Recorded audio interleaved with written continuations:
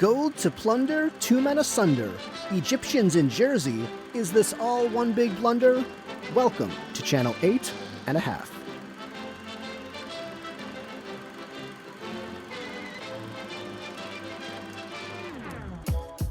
Hello, and thank you for joining us at Channel 8 and a half, a show all about movies and TV and pop culture. My name is Joe Galena. And I'm Andrew Hanna. Andrew, how was your 4th of July?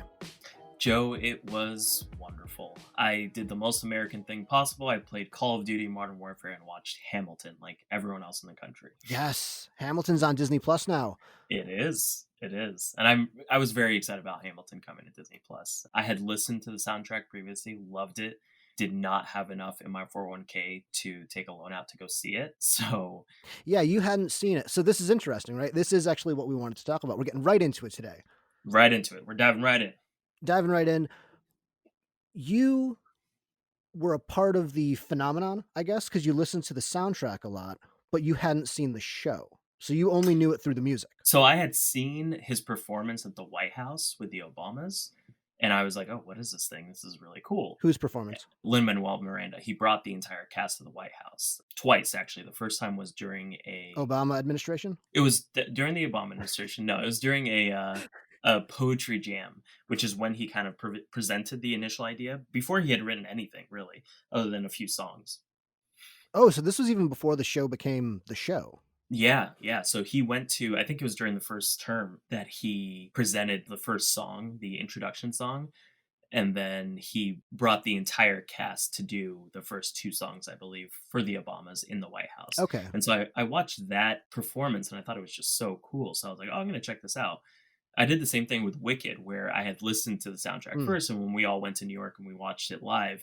So with Broadway not being necessarily in LA until much later, that's kind of the only option you have. Right. So I really enjoyed the soundtrack. But what was great about this is everything I visualized played out on stage, which was just speaks to how great the music is.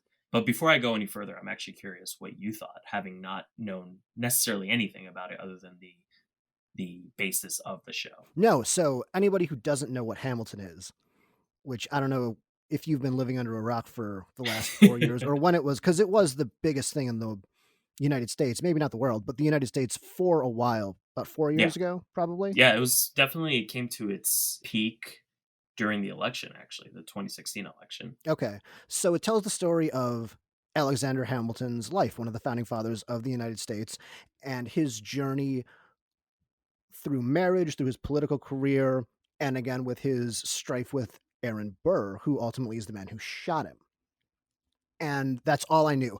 All I knew about it was it's essentially a biopic of a founding father done in musical form, but rap and R&B with a bunch of people who aren't stuffy British white guys. Yeah.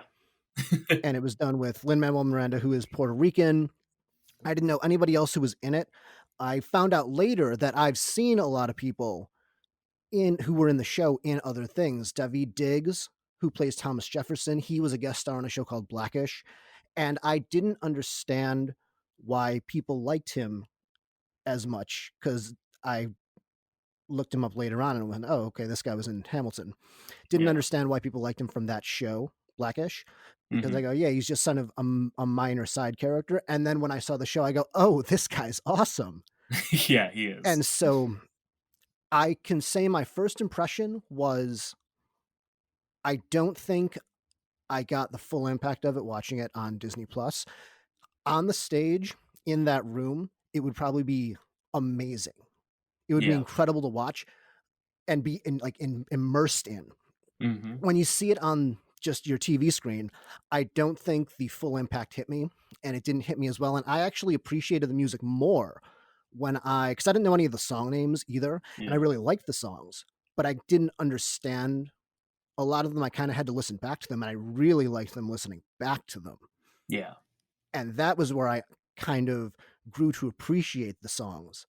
Yeah, there's definitely something to be said about theater when you're in the room, the energy. Right. I mean, you're all sharing in the same experience with multiple people. I mean, that's why we love theaters. When it comes to Broadway, the actors are playing off of the energy that we're feeding them as well. And it is more impactful when you're in the room. But listening to the soundtrack initially and knowing the lyrics, knowing where they're going with the story, made the experience of watching on Disney Plus a little bit more enjoyable for me. When you listened to the songs beforehand, years before you saw the show, how did Yeah. it differ in your mind's eye when you eventually did get to watch it? It was as if I had seen it before, which is interesting because, specifically with a song called "Satisfied," where Angelica's recalling her experience of first meeting Hamilton when she's kind of giving her toast at the wedding. Right, the song before it is her sister meets Hamilton for the first time, and then it's done from the other perspective, which was really cool.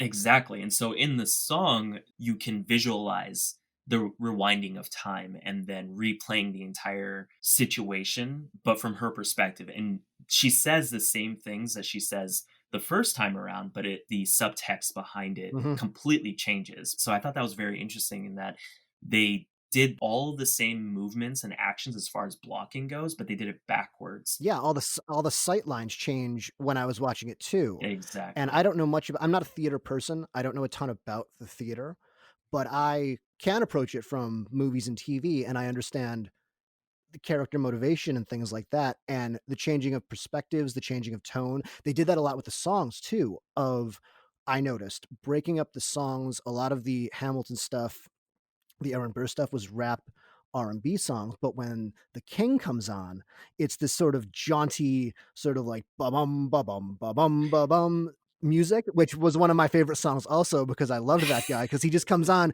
and he's a clown on stage, and it's so fun. That guy was funny. Yeah. All of the spit coming out of his mouth because that guy was sweating a lot. Apparently, a lot of people will not let that go, and the poor guy is Really? probably like yeah, he's actually talking about it. He's like, "I used to get embarrassed when I go on stage because I would just spit a lot, I'd sweat a lot." He's like, "I get very wet when I'm performing," That's funny. and I'm sure that it all of that is coming back to him now that everyone can see it close up and personal in their own living rooms. Yeah, it was shot really well. I had directed theater when I was in high school on a much smaller scale, of course, but I appreciate how great the blocking was. And it was all very minimalistic, just the stage design and all of that. Well, they did have that turntable device on the bottom. Yeah, so in their first performance at the public theater, they didn't have a turntable, and so they had to re-block everything, specifically with Satisfied when they told the cast, "Oh, we want you to do everything backwards," and the cast is like, "Wait, hold up, what?" And so You do it I'm backwards. yeah, exactly. But to go back to what you said about just the musical motifs, the reuse of specific themes. You know, every time you hear dum da da da dum dum dum da na na na, you know you're going to get exposition from Aaron Burr. You know, things like that that end up resurfacing later and are almost like foreshadowing. One of the great songs is the 10 Dual Commandments. Oh, yeah, that one's very mhm. So if you notice the way that they're numbering them off, Hamilton's son, when he's playing the piano later on, is doing the same melody as the 10 dual commandments, almost as a Oh, foreshadowing that he's going to die to a duel. Not sorry, spoilers. I should probably say that again. it's been 300 years, man, it's cool. Yeah. They're all um, spoilers, they're all dead. Yeah, Shocker. exactly. I thought that was just so interesting, and you see motifs come up very often. You know, just Hamilton in and of himself. He says, "I'm not going to waste my shot." Whereas in the end, with Aaron Burr, he does waste a shot. He points his pistol to the sky. So Yeah. it's like literal, and but it's so great. It's hard to talk about Hamilton because so much has already been said about it, and so Well, yeah, but I'd never see, I can talk as much as I want because 'cause I'd never seen it. So I'm yeah, like 4 years behind everybody. and Leslie Odom Jr. as Aaron Burr stole the show for me. That dude was amazing. So you ask, you know, what difference between listening to it and watching it?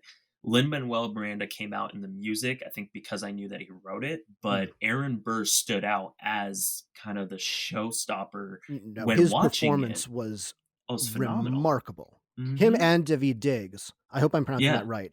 Both of them, I think, and that's why I liked Act 2 more than Act 1, I think because it focuses mostly on those 2 on stage a lot together.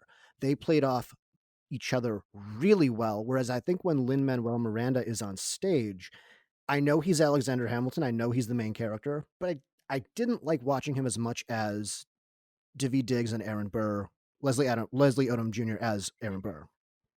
Yeah, I think Lin-Manuel Miranda is the show itself is his creation, and so I almost feel like his acting almost suffered because his mind is in so many different places. He felt stiff. As the first time watching it, I'd never seen this before. He felt more stiff than everybody else.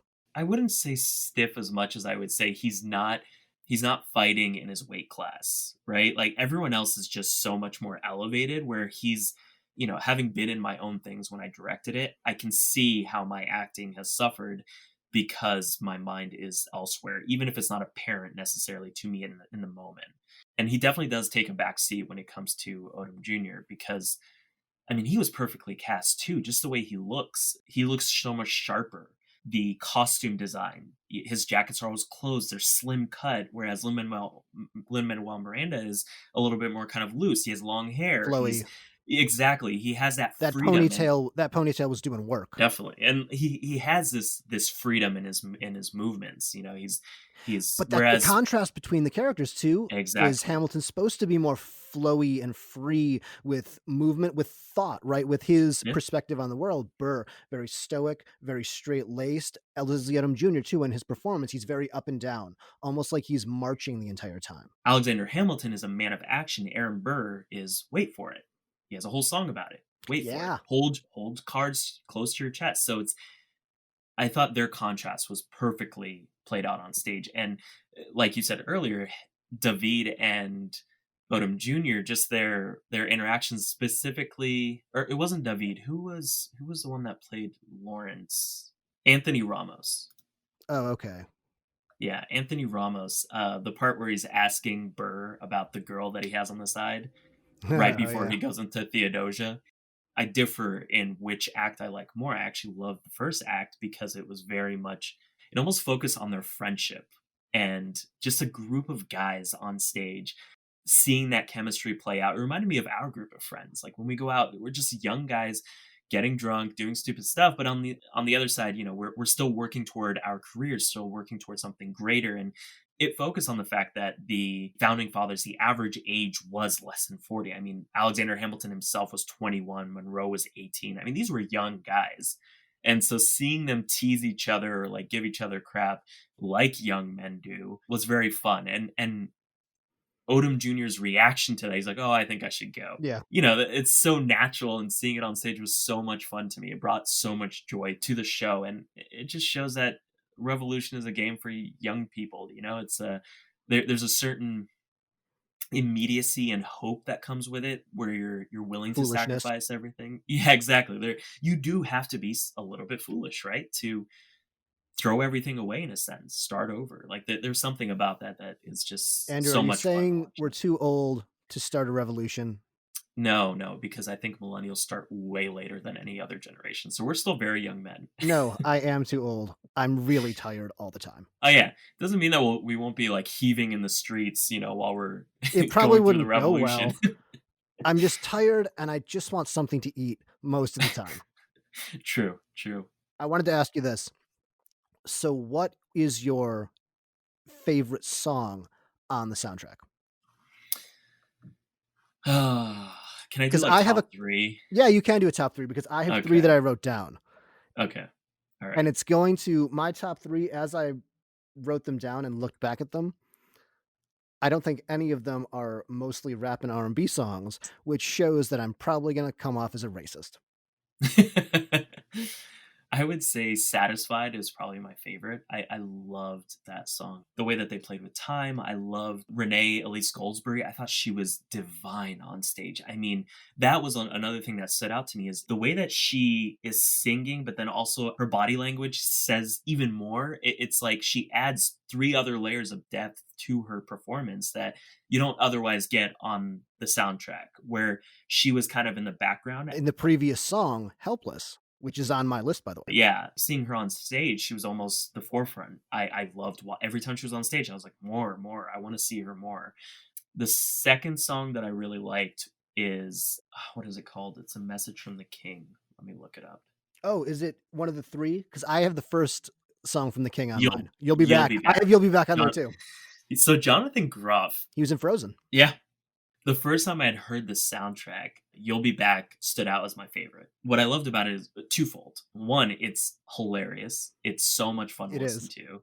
The second thing is that he structured the song like a love letter that isn't so much a love letter necessarily. It's It's a breakup. exactly a breakup letter. My apologies. I'll kill your friends and family to remind you of my love. Like that is hilarious to His me. delivery was so good. Oh my god, it's so Everything good. that guy did. He was on stage for what, 10 minutes maybe? He only comes on a few times. Yeah, I think a collective 10 I minutes, don't but I don't know. every second of it was Brilliant. so much fun. Yeah. Oh, I completely agree.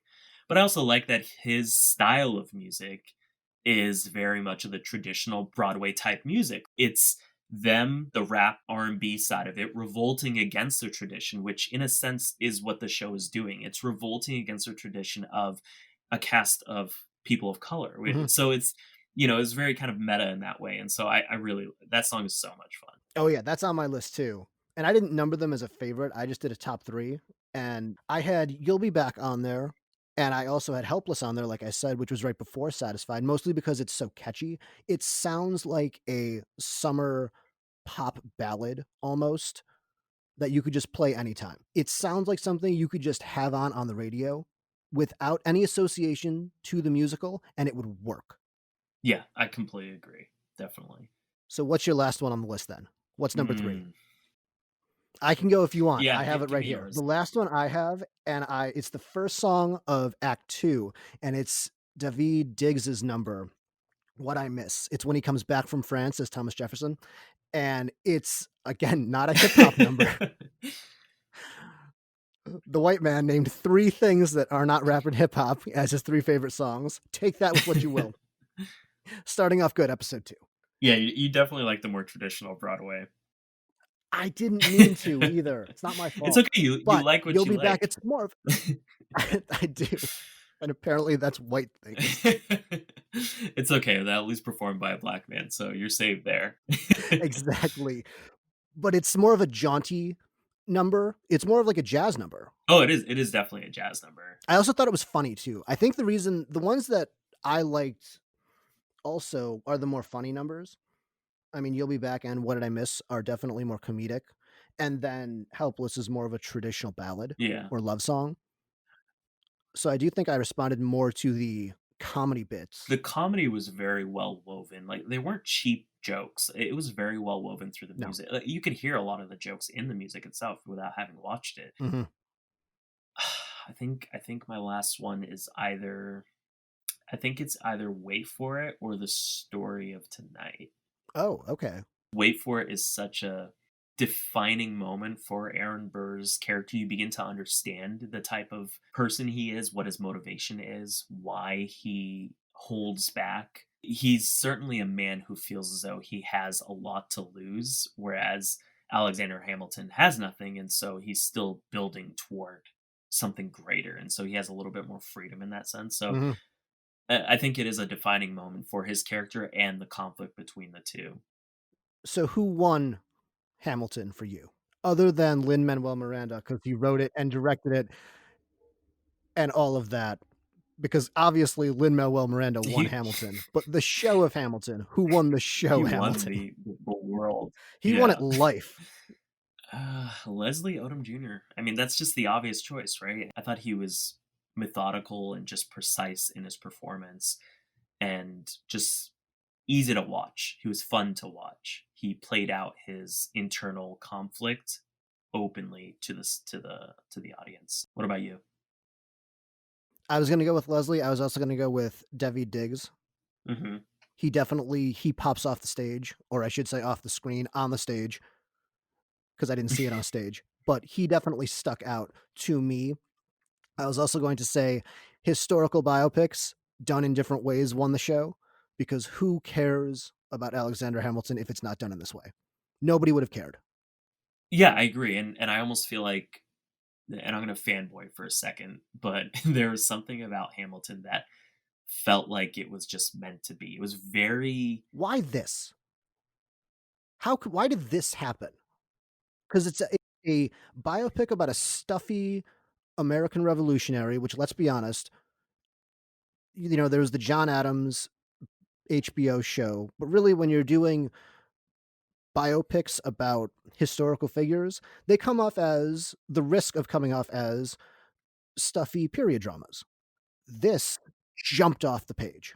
I would say because of the rap and R&B element, and the reason why the rap element works so well is because rap itself is the language of dissent. It's informed by struggle. It's a release of energy and anger. And what is revolution other than a release of built up energy fueled by oppression or pain? It just felt natural and kind of reinstating people of color in the story of America. That was also, it brought it into more modern terms. And you say revolutionary stories can be very kind of uppity and very tight buttoned and things like that. Where I feel as though this made the founding fathers fallible. It didn't put them on a pedestal. It reminded us that these were flawed human beings. And I think that that was essential in making something that would relate to this generation.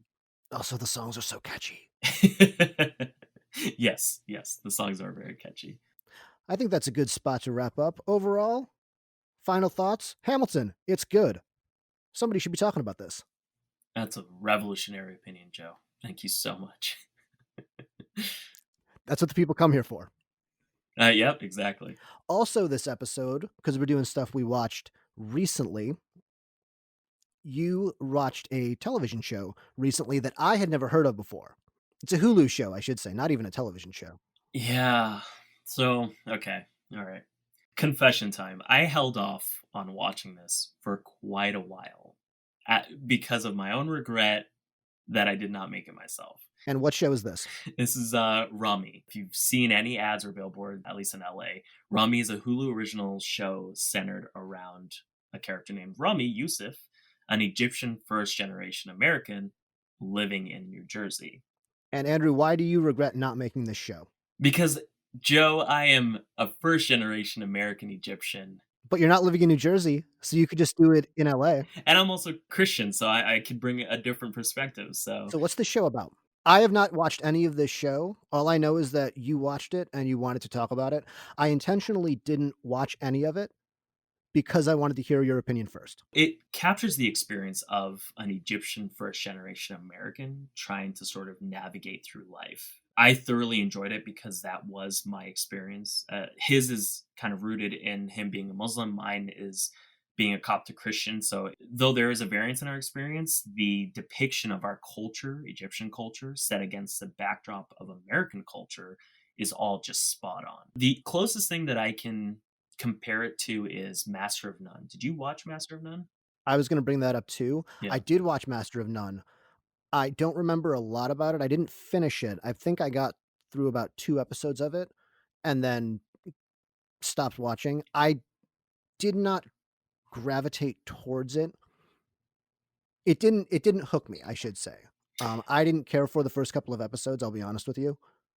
No, I agree. I think Master of None, the first 2 episodes, I was like, "Meh," and then I pushed through because I was hearing great things about it. I would say Master of None doesn't get great until about the 3rd episode, in my opinion, and it's because he breaches the subject of the immigrant story. He talks about his father, and his Asian friend talks about his father, and then there's another friend, I think, as well, that talks about their father, and it does sometimes speak to the immigrant story, but I think it being more about the experience about being a millennial. So it painted in sort of broader strokes, and it covered an array of subjects from dating to having friends who have kids or working toward a career, etc. I think it was a great representation of the generation overall. Tone-wise, is Rami similar to Master of None, or is it more dramatic versus comedic? Because Master of None definitely skews more towards comedy. I mean, Aziz Ansari, the creator of Master of None, he is a comedian. He's a stand-up. Is Rami more comedy or more drama, or does it kind of blur the line between both? Which a lot of shows do, I should say. It's not unique. So Rami is different in all the right ways because it focuses in on the struggle of being caught between two worlds. Being Egyptian comes with stringent traditional and archetypal expectations and is so community centric to the point of suffocation. Whereas being an American, specifically an American living in a progressive or populous city, New Jersey or Los Angeles for me, which has no clear culture except that it's based in pop culture, but claims to celebrate the individual and the different, however, rejects you for that very reason. So the show's focal point is the general feeling of wandering that we feel, caught between two worlds and trying to find our way either in the middle or in one place or the other, and realizing that those two cultures are not compatible. And so you subsequently begin to sacrifice pieces of yourself. And in that struggle, in that drama, comes the comedy. It's more about the relatability of it. That's hilarious for me. I related to it in such a strong way that I was completely blind to the fact that how shocking this must be to the general public. I'm used to a lot of the things in this, whereas What, for example, in it would you say is something that you go, "Oh, that's completely normal," but to someone like me who is not Egyptian or Coptic or anything like that would go, "Whoa, what's going on?" one of the things that's kind of like a big focal point is sex in our culture, and that it's not even spoken about at all, and that you're expected to be a virgin until marriage, and that it is definitely very much influenced by religion, and religion has a big influence on everything in the Middle East. What's funny is I was watching this with Christina, and for all intents and purposes, Christina, my girlfriend, is white. She's Italian and Spanish, but her family's been in the United States for so long, since the 1920s maybe. And so she's very well acclimated to American life, whereas me, I'm still trying to figure my way through it. And even when the Egyptians were speaking about sex, they would say something, something, something in Arabic, and then would say sex in English. And she's like, "Oh, that's interesting. They're not saying the Egyptian word for sex." And I was like, "Oh, I don't think I even know what the Egyptian word for sex is." And that's how much of a taboo subject it is that for all I know, there is no word for sex in Arabic. The whole emphasis around virginity and sexuality and things like that is foreign to a lot of people. In one of the episodes, he falls for his cousin in Egypt. And to people outside of it, they're probably like, "What the hell is going on?" Whereas me, a lot of my aunts and uncles are cousins. It's very prevalent in Egyptian culture. Maybe not in my generation currently, but in I've Egypt. been to the South. I get it. No, that's siblings, Joe, though. It's a little worse than us. That's not true. We love the South. We love the South. The South We've is been to Kentucky. We've been to a friend's wedding in Kentucky. That's true. That's true. They were very, very welcoming. They were. A Kentucky woman, middle-aged Kentucky woman fed you biscuits and gravy. She It did. was adorable. Yeah. Do you remember when they catcalled us on the way to the wedding? Yes, I We were do. all dressed up and they're like, "Oh, child." I don't know what voice that was. That was not a Kentucky voice. No, no. That Yeah, was a Southern black lady voice. Although they are very similar they in are. tone. They are. But we did get catcalled on the way to the wedding We did get by that. 3 middle-aged Kentucky women, I believe. Yeah, 3 middle-aged Kentucky Uh-huh. women. It was It was definitely the on my highlight of bucket the trip. list. Yeah, it was definitely yeah. Dear Diary. So yeah, and then there's like things like he covers Ramadan in the show and him trying to get the most out of the religious holiday. And I felt the same way when it came to Lent. Christian Egyptians during Lent will go completely vegan for 55 days leading up to Easter. And so I would do my best to abide by it every year. But sometimes when you're working or going to school, you don't always have access to vegan food. And so you make some concessions in order to be able to operate throughout the day. And so things like I'll eat a grilled cheese at lunch because there's nothing to eat. But after work, when I go to Subway and get a veggie patty, I won't put cheese on it. And when people witness this, they're like, "Oh, but you had cheese earlier today." And I'm like, and then trying to explain something like this to someone who literally has no clue what you believe or what your traditions are based on. And It is ridiculous, Andrew, furthermore, it's something getting a that's veggie patty at Subway. it's incredibly personal, and so it's just uncomfortable and frustrating. So that's where I'm caught. I was speaking to my sister Marina because she's the one who was like, "You need to watch this right now," and then she was telling me, "I don't recommend it to people anymore because I don't know that they'll enjoy it as much as me because I relate to it so much." And so that's where I And question that's what I was gonna ask too. the sort of the correlation between enjoyment and relatability. And so I would be curious if you were to watch like a few episodes, what you would think. How long are the episodes? I think they're 30 minutes. 20, yeah, like a standard Yeah. sitcom, 22 minutes, 30 minutes. Yeah. I'll check it out. Speaking of which, I watched something for you, Joe, Yes, you did. because you used to read the books, and it's Artemis Fowl on Disney Plus. Artemis Fowl, it came out on Disney Plus about a week ago.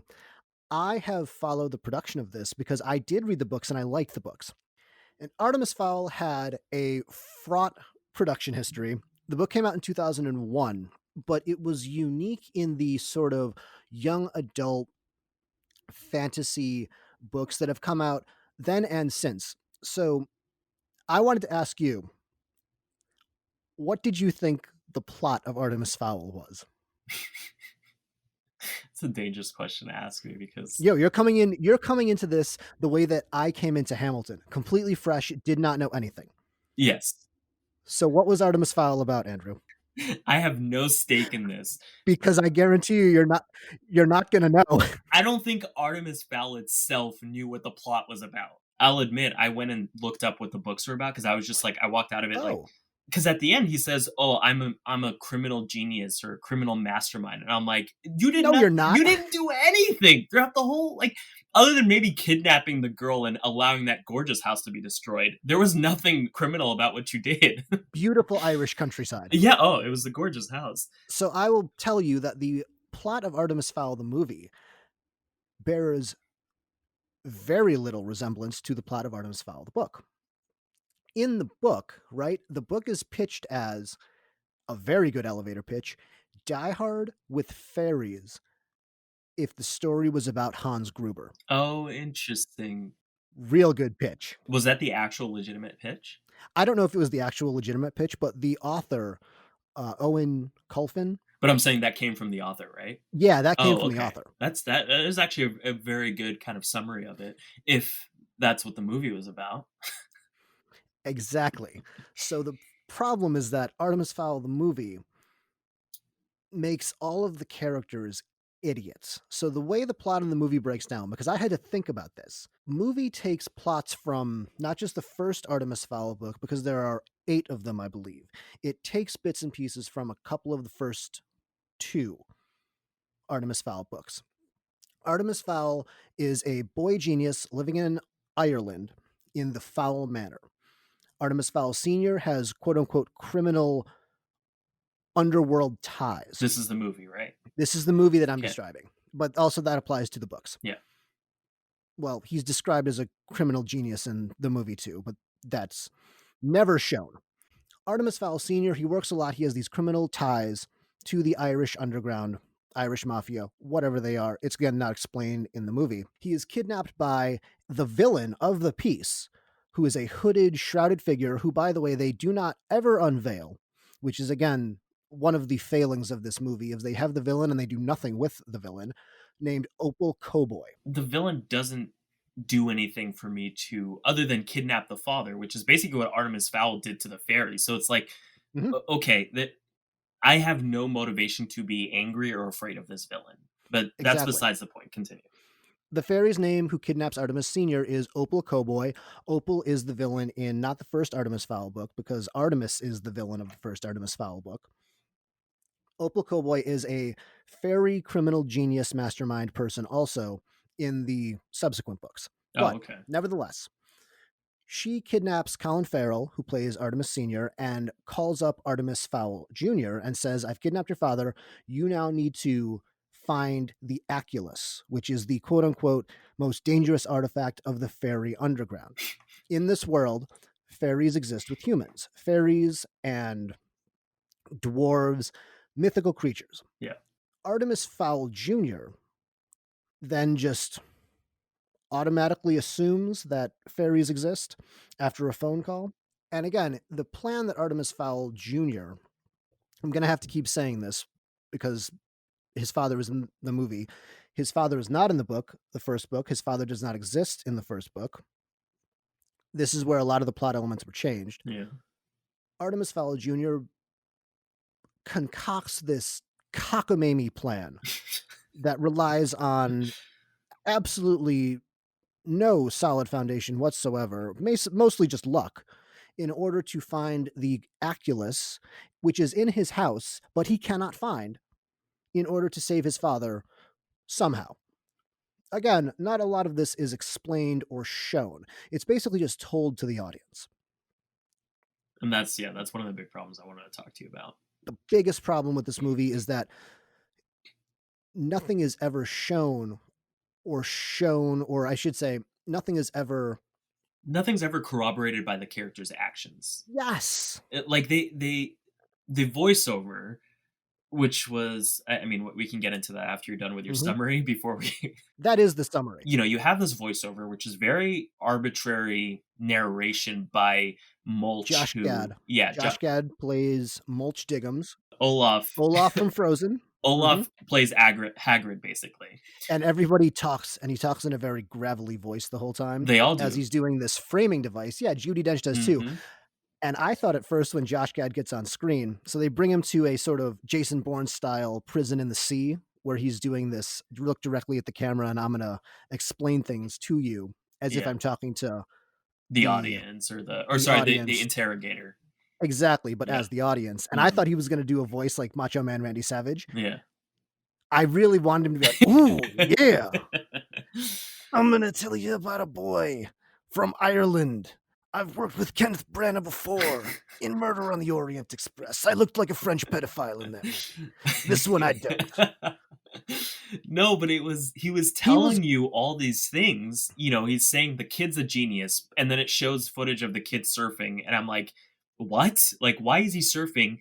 They give no indication as to why he's a genius. You don't see no, his genius in any of his actions. The whole basis of the story is them telling you things and expecting you to believe it and adopt it as truth, but they do nothing to corroborate it. So you're just like, okay, you said this, but none of it's actually playing out on screen. and a lot of it is off-screen dialogue. A lot of it is characters, and they did a lot of reshoots for this movie also. So this movie costs $120-ish million, which is what they 125 million, yeah. report, and then who knows if that's actually true, like with reshoots and marketing, and who knows if that number is actually real. They did a lot of reshoots on it, I know that. They do a lot of things in the movie where Artemis will react to something in surprise and go, "Oh my god, what?" And then off screen, they'll cut away, and then they'll have, "It was all part of my plan." That's a lie. It was not part of your plan.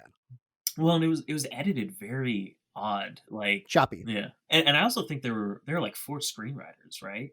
Yeah.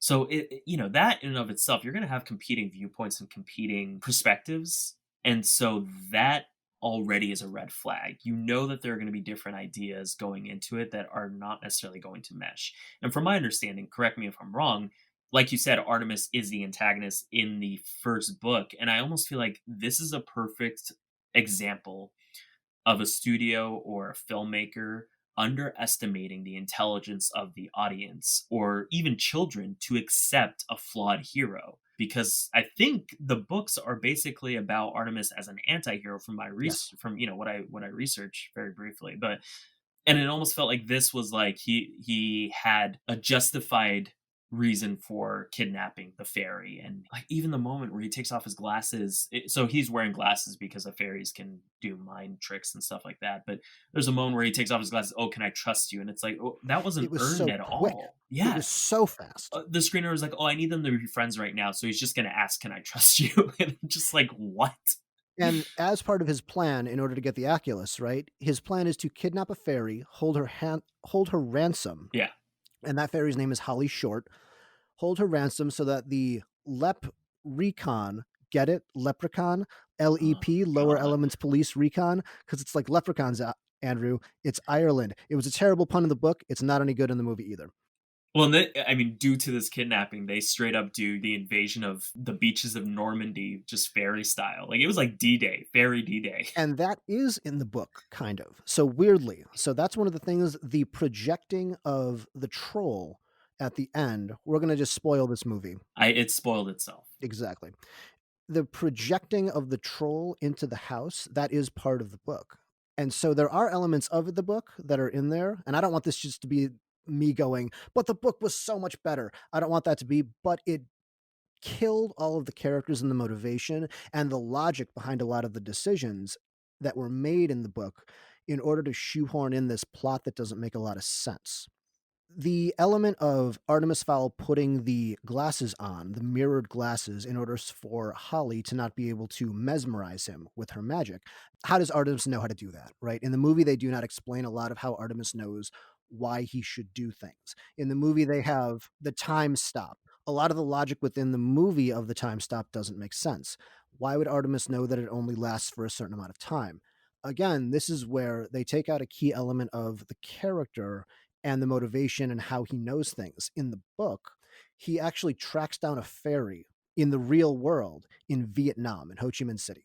and he steals a book that the fairies use kind of like as almost like their Bible. It's called the Book of the People, and he deciphers the language of the fairies, and that's how he's able to figure out everything that the fairies are going to do. It's how he figures out what the time stop is.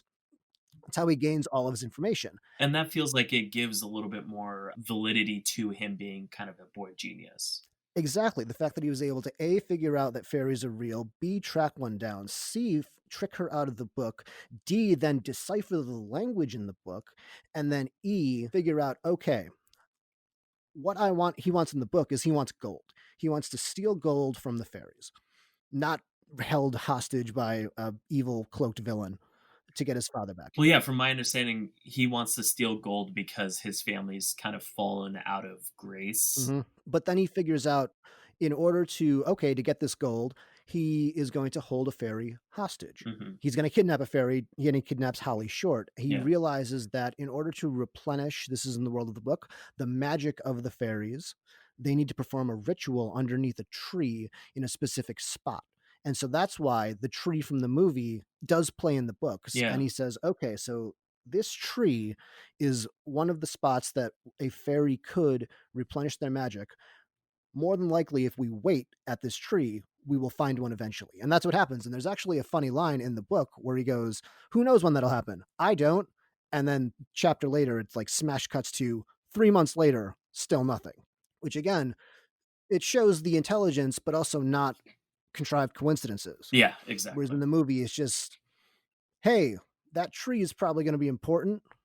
And then all of a sudden, Holly is there. So I looked at the trailer. There are scenes that are shot, I think, with the Vietnam. I didn't know this was actually until you said it that there's a fair in Vietnam, but I think those scenes were actually shot. If you look at the original Oh, I trailer, didn't watch the trailer. yeah, the trailer and I think some of the deleted scenes have those scenes in them where he does kind of go through that, and it's interesting that they just completely just cut it.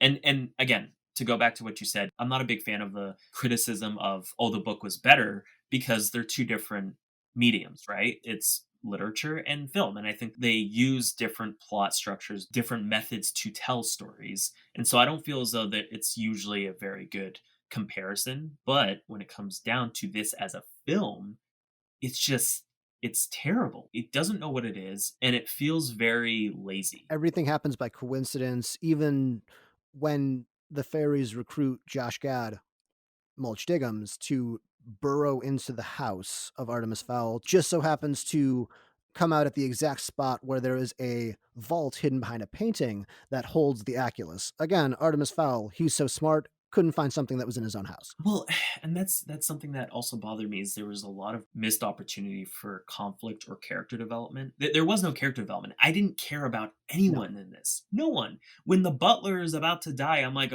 okay, like something as simple as Mulch having the issue of needing to steal things. The conflict of him always wanting to steal things completely goes out the window because everything he steals, he ends up giving right back. I will say, I will say Josh Gad though, he does save the movie in some respects for me. I liked him. I like Josh Gad as an actor. I like him as an actor. I completely agree. I did, and I liked his performance because he's the only one who had even a little bit of nuance. Like when he's talking to Judi Dench, for example, when Judi Dench plays the police chief captain named Commander Root, Yeah.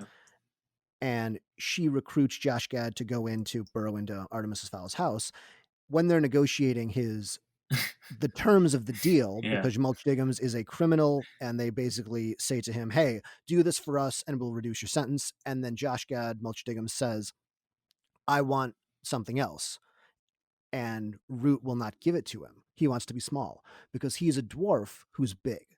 But I liked that he is a dwarf who is too big to be a dwarf, and he just wants to be small and accepted by his people. And that was a little bit of nuance, and I like Yeah. that. They kind of over-explained it in that scene. Yeah. They went too far with it, but I liked that they gave him that. And I thought Josh Gad's turn, where he's just jokey and laughy the whole time and not taking anything seriously, but in that moment, you did feel like he was desperate to be small Yeah. to fit in with his people. And that I did like. Yeah, the reversal of prejudice. and he's not considered a dwarf. Yeah, exactly. Like, I think that that's probably the only saving grace of it. Yeah, and Josh Gad brought levity to this where it's very serious the whole time, even Yeah. though it's a very bright movie in terms of colors, and there were moments that really looked good, and there was also moments that looked really bad. The other thing is, in the beginning, he's speaking to a psychiatrist, and the psychiatrist says, "Oh, your father's never around," things like that. That's like a big That's a sticking no, point.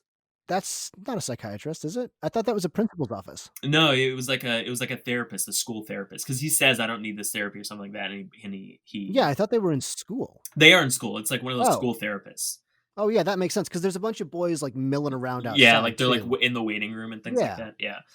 So that moment, the sticking point is, oh, my father's never around type thing. But then when he goes home, the first person we see is his father. And he's not even surprised to see him home. And it's like, okay, that would have been a great opportunity to have the father not be there and then build the relationship between him and the butler. So that there's some sort of chemistry, there's some sort of character development where you feel like, oh, okay, the butler's all he has, and that's why he's close. And that makes that moment later when the butler's about By to the way, die. Yeah.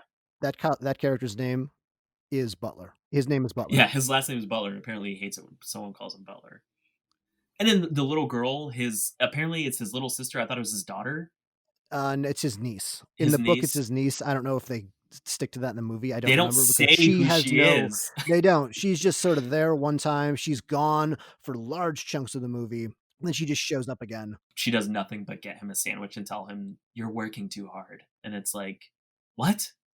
They did nothing with her. Wasn't there like an element of sexism with the fairies, like the girl fairy? Yes, you're right. Holly in the book, again, gonna say it again, she is the first female elf, or she's the first female fairy Yeah, on the police force. And Judi Dench's character is named Julius Root. He is a man. He is a male in the book. yeah, And again, a lot of her conflict in the book is her going, I'm the first female on the squad. I need to not just be great, but be the best one.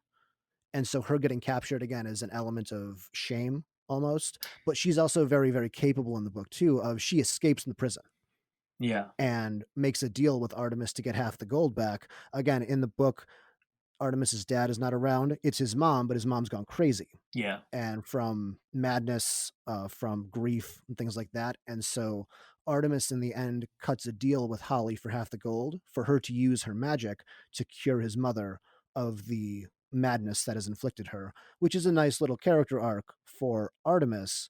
He's not just a villain. a villain at that point. It does show that okay, he cares about his mother, he cares about his family, cuts a deal with Holly. Holly not only shows resourcefulness as a cop because she's new, but proves her worth as an officer Yeah. and earns Commander Root's respect as well. See, I think that's interesting. Obviously, way more interesting than what played out in the movies. But it almost felt like they were too skeptical of the audience's ability to understand nuance. Mhm. It was a children's movie in the end of the day. Like I Yeah. recognize that, but I felt like it spoke down to them. I think kids are smarter than you think they are. At least in studios think they are. So But then we wouldn't have Judi Dench talking like Batman and Josh Gad talking like Batman. And then they mention that when they go, we're just two gravelly people talking at each other. yeah, that's right. I feel like that was Josh Gad is like, I can't do this anymore and just needed to call See, it that's out. where I think it was a reshoot where yeah. he's going, look, we have to address it. Yeah, exactly. Also, I wanted somebody to go, where is she? give me the girl, Dent. Also, did you recognize the butler? No. Zaro Zohan Daxos. He tried to marry Khaleesi, stole the dragons. Do you remember Oh, that? yes. That's that dude? Yeah, I was watching. I was like, "Oh, what is he? What is he from? I know him." And because I've watched Game of Thrones about a million times, I was like, "Oh my god, I that's the had no dude from." idea. Yeah. I was tricked by the hair and the eyes. Well, okay. Can I ask? Was that even in the books? I don't I know. heard it That seemed wasn't. like an aesthetic choice It's like by what? Kenneth Branagh. Oh Jesus! It was Yeah. just so bad. No, Artemis Fowl, just But yeah, that's a perfect way to sum it up. Is a big ugh. just a heavy downtrodden sigh. No, ultimately Artemis Fowl, and it's a shame because it's such a good premise for something, and it's a tight first book Hmm. where it really could have played out in 90 minutes as a really streamlined plot, but this is just a convoluted mess that, hey, at least it's only 86 minutes. Yeah, yeah, where I didn't feel like I wasted my life. Exactly. Well, Joe, what we learned today is that Disney Plus giveth and Disney Plus taketh away. That's today's episode, and we would love to hear from you. Have you watched Hamilton, Ramy, or Artemis Fowl? Do you agree or disagree with some of the things we've discussed? Visit us on YouTube, Twitter, and Instagram, and let us know what you think. You can find all those links at channel8.5.com. That's CHL, the number 8.5.com. If you enjoyed this episode or any other episode, please consider subscribing, liking, or sharing with family and friends. We release new episodes every Thursday. My name is Joe Galena. And I'm Andrew Hanna, and this is Channel 8.5.